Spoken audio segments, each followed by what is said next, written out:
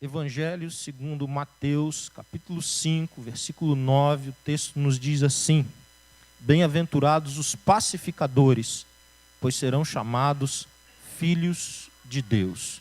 Bem-aventurados os pacificadores, pois serão chamados filhos de Deus. Essa é a 7ª bem-aventurança, irmãos. E para mim, pessoalmente, foi mais difícil de preparar uma reflexão, um sermão. Foi duro isso aqui, difícil mesmo.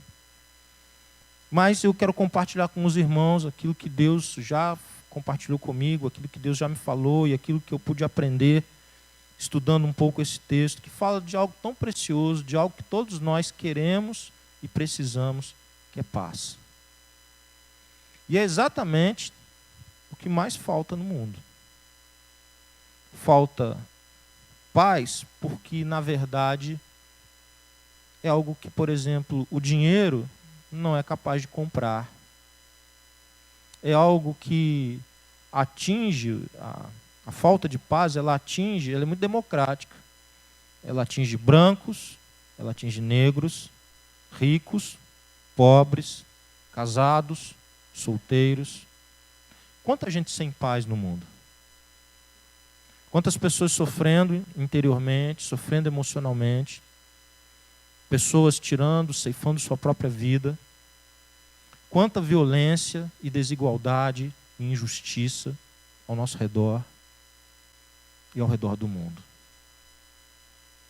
Interessante que a Bíblia faz 400 referências a esse tema, paz. A história da humanidade, a história do homem começa num ambiente de paz, que é o Jardim do Éden, descrito em Gênesis. Seus relacionamentos, os relacionamentos do primeiro casal, entre si, com Deus, com a obra criada, com a natureza, se dava num ambiente de paz, se dava em equilíbrio, se dava em harmonia. Quando nós lemos o Apocalipse e a visão de João do céu, da eternidade, o que mais salta aos olhos é que há paz. Aquilo que Deus começou em paz, Deus vai conduzir de novo para que haja paz plena, completa e absoluta.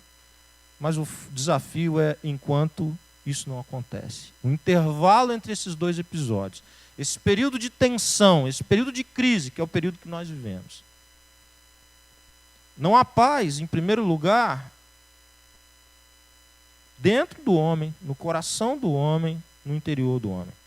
O homem é um ser em conflito. Tem um conflito com Deus por causa do pecado. Está em conflito com Deus. E há um sentimento no coração do homem, um sentimento de que não há conformidade com Deus. Há conflito entre as pessoas, conflito interpessoal, e há um conflito existencial, interior, que marca a vida de muita gente. O homem é um ser em conflito. O homem não precisa nem de uma outra pessoa para ele ter conflito, ele tem um conflito interior. Se não tiver ninguém para ele arrumar um conflito, ele é capaz de criar uma crise interior. E isso tem uma origem. E essa origem está exatamente no pecado. Nós nascemos inclinados para o pecado. Nós nascemos com o vírus do pecado em nós. E isso gera conflito. A relação com Deus foi abalada, e nós caminhamos de costas para Deus, e nós nunca encontraremos a perfeita paz se não for em Deus. Os homens, então, vivem diferentes conflitos, e onde não há paz, tudo se desintegra, vira pó. Se a sua casa não está em paz, se você não está em paz no seu casamento, se você não está em paz na criação dos seus filhos, que são os relacionamentos mais próximos que nós temos, afeta, esparrama sobre os seus outros relacionamentos. Você sai de casa para trabalhar e teu marido não está lá, tua mulher não está lá, mas não está em paz. Tu pode fazer uma coisa que você gosta, tu pode comer uma comida que você ama, mas se a coisa não está bem resolvida, não tem paz, Isso derrama para os outros ambientes, contamina. Sem paz tudo se desintegra. Sem paz é uma guerra permanente. Sem paz a família se arrebenta. Sem paz nós nos arrebentamos. Sem paz nós vemos o mundo fazer guerra. Sem paz inocentes são mortos. É disso que fala essa bem-aventurança. O que poderia ser a paz, então? Primeiro, quero tentar alinhar o que é paz do ponto de vista da Bíblia. Não é a paz do cemitério. É comum as pessoas irem ao cemitério e dizerem, olha que paz isso aqui. Vizinhança boa, né? Não incomoda ninguém. Na verdade, pensa uma vizinhança boa. Não incomoda ninguém. Olha que paz aquilo ali, aquelas árvores, aquela coisa assim. Então, olha que lugar de paz. Tem gente que fala, não quero não, pastor, obrigado. Ainda não estou querendo não. Deixa mais um pouquinho para frente aí. Não estou falando disso. Não estou falando do seu fim. Eu estou falando só do ambiente. Quietinho, tranquilo, sereno.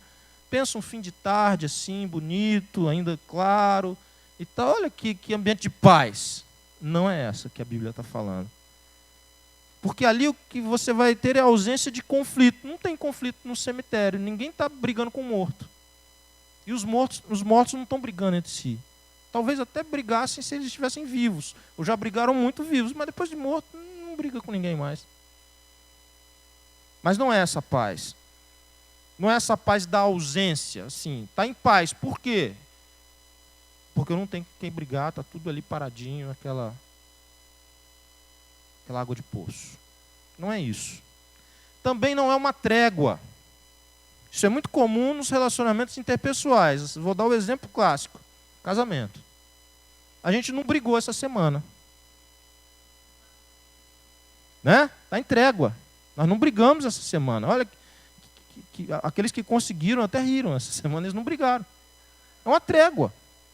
Na verdade, dizem que eles estão limpando as armas. Tem gente limpando as armas. A ideia de trégua é exatamente essa. Nós estamos cuidando aqui dos feridos para botar todo mundo de novo na frente da batalha. Com mais munição, com a arma limpinha, e vai incendiar tudo de novo. Trégua é isso, não é trégua. A paz bíblica não é trégua. Não é uma coisa assim, um esforço assim que você para de atirar só por um tempo. Não é isso. A paz bíblica não é isso. A paz bíblica, a paz que Jesus fala, ela não é uma paz que você fica se esquivando dos problemas e rebolando para fugir dos problemas, ao invés de tentar resolvê-los. A trégua, sobretudo no casamento, é isso. A gente fica ali rebolando para não entrar numa zona de conflito, numa zona militarizada do relacionamento, na faixa de Gaza do relacionamento. Porque a gente sabe que se chegar ali, vai ter tiro para todo lado. Isso é assim. Eu olho nos olhos dos irmãos, os irmãos estão quietinhos, mas dizendo amém. É falar disso e o amém vem no olhar, assim. Sabe por que não é desse jeito? Não é desse jeito porque a paz de Jesus, a paz que a Bíblia está falando, ela não sacrifica duas coisas para ser mantida. Ela não sacrifica verdade e ela não sacrifica justiça. A paz de Jesus, ela tem por alicerce, por base e fundamento, essas duas coisas. Verdade e justiça. Tem um monte de gente vivendo relacionamentos mentirosos, que não tem briga, que não tem conflito. Mas é uma fraude, é uma mentira, é fake. E só aguarda o tempo de vir à tona, vai boiar. E quando boia, quando vem à tona, quando aparece, destrói tudo.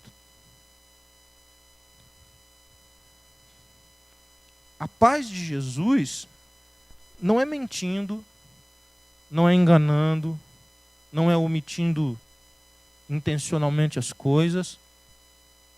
ou se distanciando daquilo que é justo. Nunca é de Jesus, se compromete verdade e se compromete justiça. Jamais será de Deus. Ainda que não haja um tiro sequer.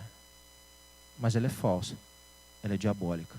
Ela não é e nunca será a verdade bíblica.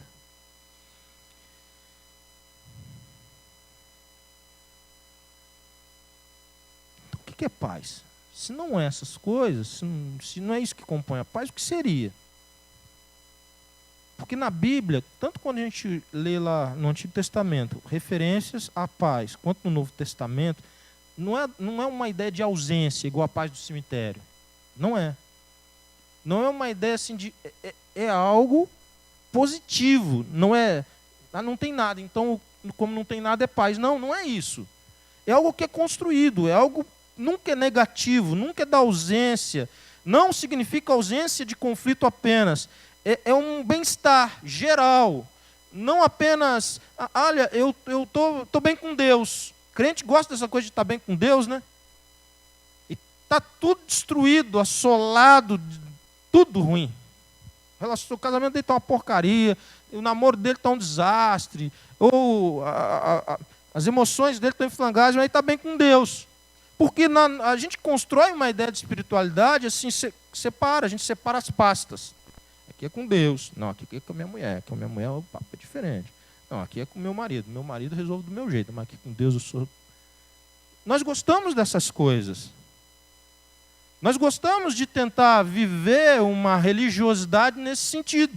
Por quê? Porque é mais fácil assim. Eu sou um bom crente no culto, eu sou um bom crente nos encontros do PGM, eu sou um bom crente e eu estou em paz assim com todo mundo ali, mas a minha casa eu infernizo a casa. Eu tiro a paz dos outros no trabalho. Eu gosto de uma rixa em família. Eu tenho uns 3 brigados comigo em família e eu acho super normal.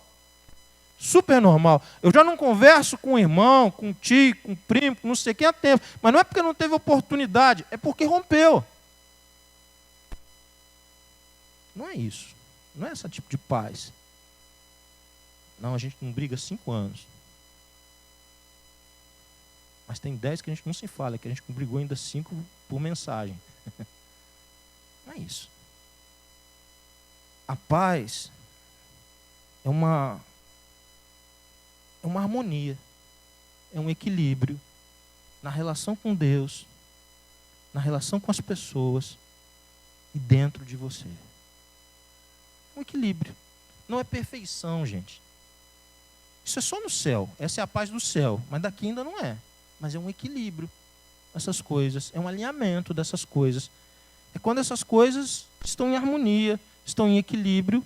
O resultado da construção que eu tenho com as pessoas, a construção que eu tenho com Deus, é o resultado. A paz é o resultado dessas construções, desses relacionamentos, do modo como eu construo esses relacionamentos. Mas tem coisa que impede a paz. Alguém se lembra de pessoas, né? Tem coisa que impede a paz. Vem os 3 nomes na mente da gente. Não é isso, não. Eu não vou pessoalizar tanto. Mas eu vou tentar mostrar algumas coisas para vocês. Tem algumas coisas que impedem que a paz permaneça nas nossas vidas. A primeira é quando nós permitimos que haja um desalinhamento entre as coisas que nós sabemos de Deus, as coisas que a gente já conhece de Deus, e o jeito como a gente vive a vida. Vou dar um exemplo.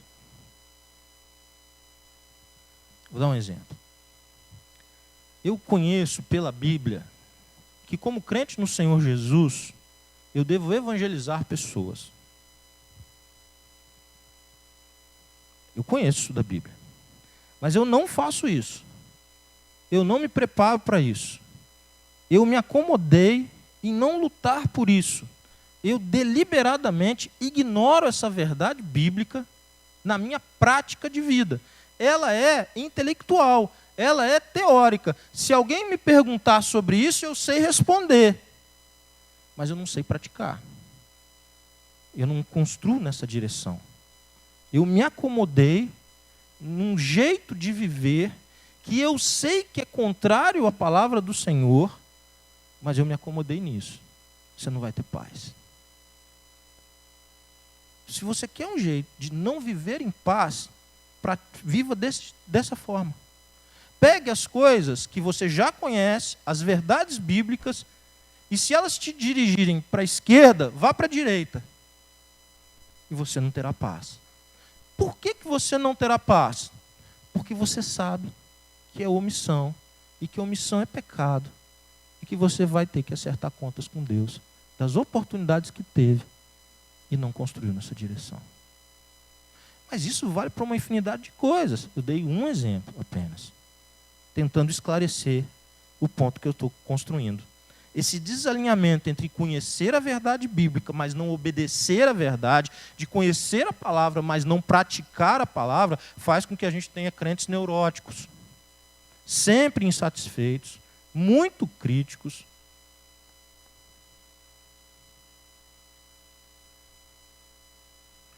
Sabem atirar para todos os lados, e metralhar é fácil.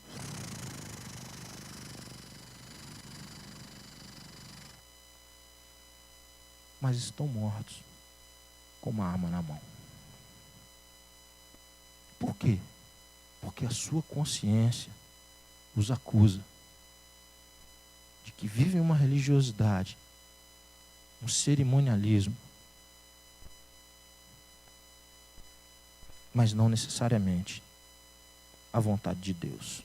Por isso que é importante que a gente entenda uma coisa. Não é quanto eu conheço da Bíblia intelectualmente que faz com que eu tenha paz. O que traz paz é o quanto eu pratico daquilo que eu conheço. É diferente. Não é ter um cabeção assim e um corpinho mirrado que não é capaz nem de caminhar, quanto mais de correr. Isso não é saúde. Não é. Paz nós temos, a paz de Deus nos nossos corações se dá necessariamente por obedecer aquilo que já se conhece. E você tira isso e não há paz. Quanta economia podia ser feita se nós resolvêssemos, decidíssemos buscar isso com toda a força? Nós economizaríamos bastante, por exemplo, em terapias, em psicólogos, em remédios e etc. Chás, homeopatia, aproveitar que é na porta aqui, e coisas assim. Por quê? Porque nós estamos, na verdade, nos desviando assim. Eu sei que eu deveria estar fazendo outra coisa, eu não faço o que deveria fazer, o que eu conheço, o que eu já sei. Não é aquilo que eu tenho dúvidas da Bíblia, ou aquilo que eu não entendi bem. Não, eu estou falando apenas das coisas que você já conhece. Pratique-as e você terá paz. E perceba que os princípios bíblicos são tão maravilhosos que tudo aquilo que o Senhor nos manda fazer, Ele tem para nos dar, Ele nos supre. E nós não somos responsáveis pelos resultados. Na empresa onde você trabalha é muito diferente, você não dá resultado não para tu ver. Não dá não. Você é sempre avaliado pelos resultados.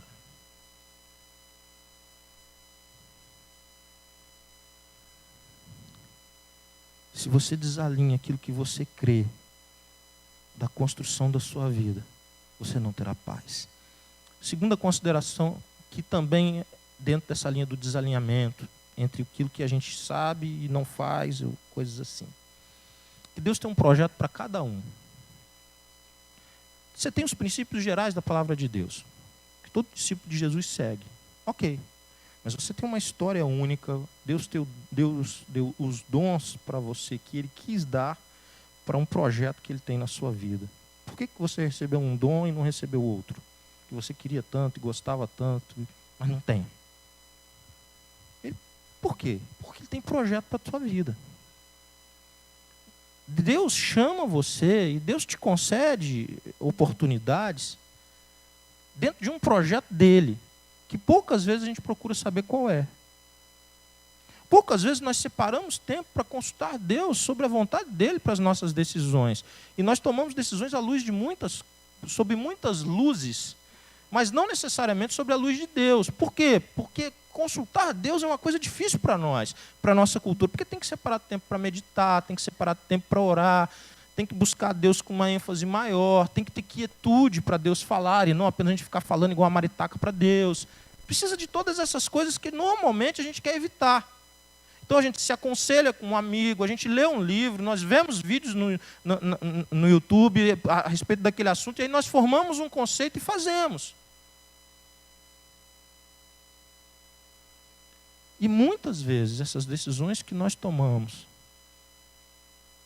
distanciam do ideal de Deus para a sua vida, para a minha vida, o ideal pessoal de Deus para você.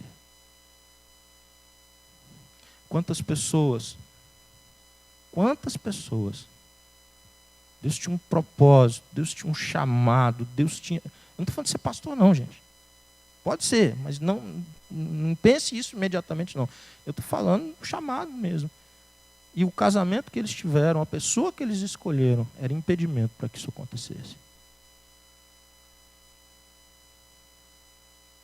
Quantos? E vão sofrer isso o restante de suas vidas. Ou por muito tempo, até que seja restaurado. Por isso que namoro é coisa séria. Por isso que namoro é coisa séria. Há uma banalização disso tremenda hoje. E eu não gosto disso. Por quê? Porque eu vi tantas pessoas darem passos errados nessa área de suas vidas. E uma única área, a área afetiva, emocional, mas que comprometeu todo o restante. Quantos males e dores poderiam ter sido evitados? Vai falar, mas é o fim? Não, não é o fim. Porque o Senhor tem sempre um caminho de restauração para você.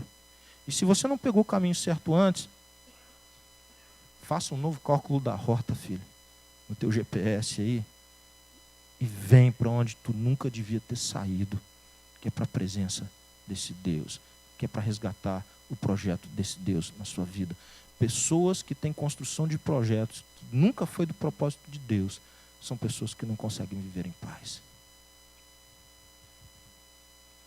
Terceiro desalinhamento.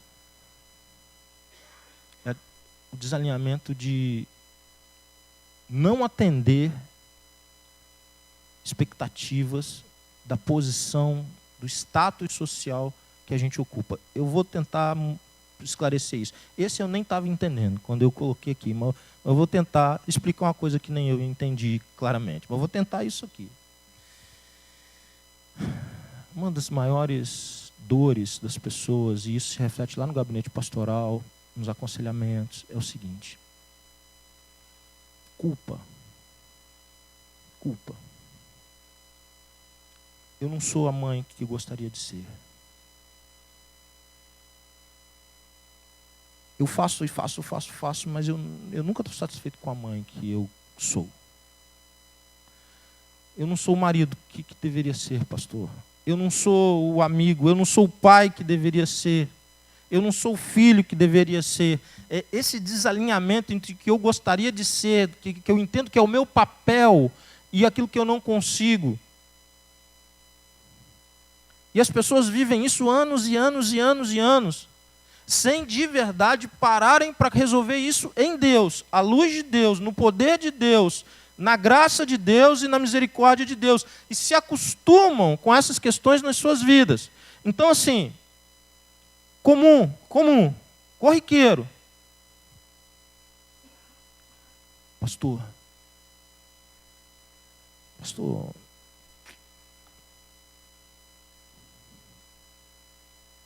minha mulher não se abre, pastor. Eu não sei o que está acontecendo na cabeça dela. Ela vive assim, assada, não consigo entrar, não sei o que e tal. Ou o contrário. Pastor, meu marido é trancado. Jogaram o segredo fora, jogaram a chave fora. Eu não consigo acessar, a gente não vive uma parceria. Pastor, meu filho, eu não consigo, ele não fala dele. Se pergunta, está tudo bem, está tudo bem, está tudo bem. E eu estou vendo que não está bem.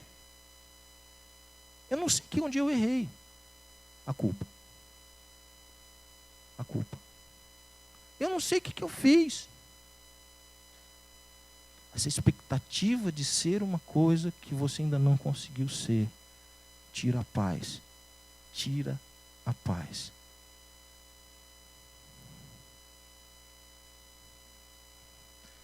Pastor, eu tinha que ter discipulado meus filhos. Os meus filhos tinham que ser os meus discípulos. Minha filha tinha que ser minha discípula, pastor.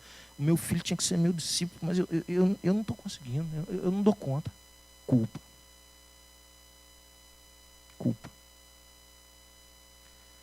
A culpa pode ser uma baita alavanca, uma baita ferramenta para te lançar para uma dimensão que você ainda não viveu. A culpa não necessariamente é ruim. Muitos conselheiros acham a culpa sempre muito ruim. A primeira coisa que eles fazem é tentar tirar a culpa da pessoa. E eu não comungo dessa ideia, porque eu vejo que muitas vezes a culpa é como ela funciona para você refletir sobre que escolhas você pode fazer para mudar aquela trajetória, para mudar aquela linha, para construir algo novo e se livrar dela com ações na direção nova para a sua vida.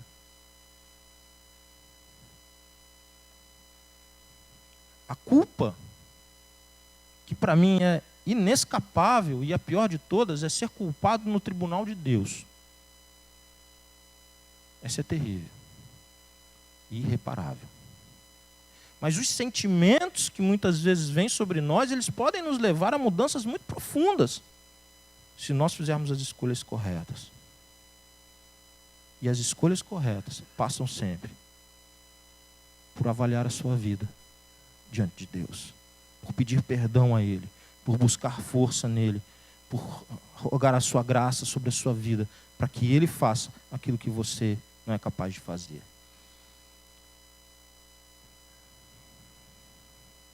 Sabe outra coisa que tira a paz?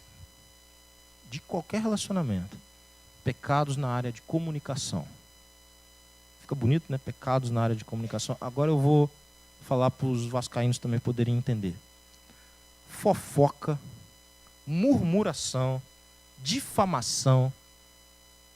É isso que eu estou falando. Nenhum relacionamento, em lugar algum, sobrevive em paz se as pessoas caminham nessa direção. Não tem paz. A Bíblia é tão clara nisso, tão clara, é tanta condenação. Levíticos 19:16 diz assim: não andarás como mexeriqueiro entre o teu povo. Quem é o mexeriqueiro? É o fofoqueiro, os mexericos. Gente, e que tristeza que dá, Às vezes é no local de trabalho, é no escritório, é numa oficina, é numa enfermaria, e as pessoas envolvidas ali, aí tem uma fofoca, tem um crente enfiado no meio da fofoca. Mas é de uma miséria isso. Ele é o primeiro a murmurar. Todo mundo chegou animado para trabalhar, ele não chegou. E ele já começa em mimimi. Ele já começou a estragar o ambiente. As pessoas não comeram nem um mamão de manhã, ele já está querendo estragar o ambiente. Não tomaram nem o café ainda. Em casa. Você quer destruir? Você quer tirar a paz de todo mundo que está ao seu lado? Caminhe nessa direção. Nada tem a ver com Jesus. Obrigado, Elton. Nada tem a ver com Jesus. Mas murmuração, fofoca, difamação, não tem quem aguente. Seja pronto para ouvir e tardio para falar. Pronto para ouvir, tardio para falar. Tenha palavras que edifiquem, que construam, que elevem com verdade e com justiça. Quero terminar minha fala. O texto fala que a bênção, qual é a bênção do pacificador? Bem-aventurados os pacificadores, e aí?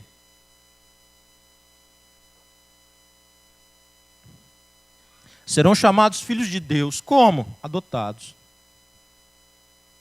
Adotados. Quero abrir um parêntese aqui, só para dizer uma coisa para você. Sabe qual é o grupo mais crescente em adoção no Brasil? O grupo familiar, estruturação familiar mais crescente com adoção no Brasil são casais homossexuais. O grupo mais crescente de adoção no Brasil. Não é maioria. Por quê? Porque não é maioria esse tipo de estruturação familiar. Isso é um desafio para a igreja, irmãos. A insensibilidade, a nossa insensibilidade, a insensibilidade da igreja, isso não ser tratado como um assunto nosso, é problema. Por que é problema? Porque é exatamente o que o Senhor fez conosco. O Senhor nos adotou. Nós éramos dele por criação? Éramos. Ele nos criou a todos. Mas nós rompemos a relação no pecado. O que ele faz? Ele nos adota. Ele nos adotou. A adoção é você ser tirado de uma família e ser trazido para outra. Ou ser tirado de nenhuma família e ser trazido para uma família. Isso é adoção. E você foi tirado de onde você estava para uma família, que é a família de Deus. A bênção do pacificador, e as pessoas vão dizer que ele é filho de Deus, por quê? Porque não há testemunho maior da presença de Deus do que ser pacificador. E as pessoas vão dizer, ele é o que pacifica. Quando todo mundo vem com bomba, ele desarma as bombas. Sabe aquelas minas enterradas no chão? Ele não pisa nessas minas, ele protege as pessoas, por quê? Porque ele vai delicadamente, ele vai cuidadosamente e vai desarmando bomba por bomba, mina por mina, no ambiente onde ele está plantado. Por quê? Porque ele é filho de Deus, ele foi adotado em Deus, ele é da família de Deus, ele é protegido por Deus, ele é amparado, ele é alimentado por Deus, ele tem o nome de Deus dado a ele. Ele tem a herança de Deus prometida a ele. E é isso que faz alguém viver em paz e promover a paz. Você tem direitos agora de uma nova família. Você é herdeiro na família de Deus. Os que são chamados filhos de Deus. Porque isso o mundo não tem para dar. Termino minha fala dizendo o seguinte. Jesus Cristo é o grande pacificador. Ainda que a gente tenha tantas coisas até no meio da igreja mesmo. O último preletor do Multiplique, um pastor chamado Derek Lewis, ele falou um negócio, ele falou muita coisa boa. Quem vem embora mais cedo perdeu, tá? Depois eu vou mandar o link para vocês. Mas ele falou umas coisas assim, muito profundas. Ele estava falando do país dele, ele estava dizendo, no meu país, por exemplo, tem igreja para branco e igreja para preto. Ele é norte-americano. E o que Jesus fez, se não exatamente destruir toda e qualquer separação que nós criamos? Não importa se é judeu ou se é gentio, mas importa ser igreja, filhos de Deus, discípulos de Jesus. Ele reúne os diferentes. Por quê? Porque ele pacifica. Ele pacifica com justiça e com verdade. As diferenças são pacificadas nele por justiça e verdade. Não é que elas não existam. Não é isso. Mas é que diante dele, com justiça e verdade, não há mais gregos, bárbaros, citas, servos, senhores, porque Cristo agora é um em todos. Isso é igreja.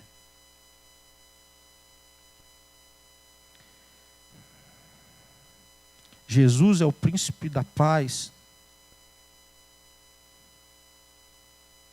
Jesus é o príncipe da paz, porque ele pode pacificar, é o único que pode, a sua relação com Deus.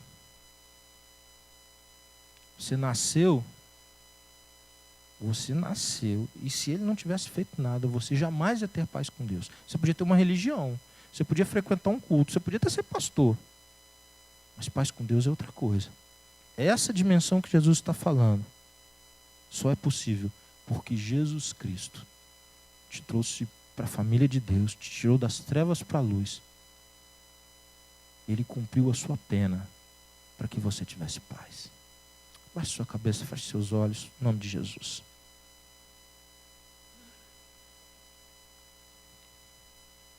Às vezes a gente se acostuma a estar brigado com pessoas, sem falar com pessoas, sem pedir perdão. A gente se acostuma com isolamento, frieza, às vezes até no casamento, na criação dos filhos, na relação com os pais, com pessoas do trabalho que te fazem mal. E eu quero desafiar hoje você a uma mudança de atitude, uma mudança de comportamento, uma construção diferente. Às vezes isso acontece e a gente se acostuma como se isso fosse, a gente pudesse ser de Jesus e pudesse viver desse jeito. Quanta gente empobreceu relações por conta da campanha política? Quantos e quantos e quantos? Mas se fosse só isso, estava bom, porque agora acabou. Quanta gente tem empobrecido relação, tem matado gente, matado relacionamento, pelo simples fato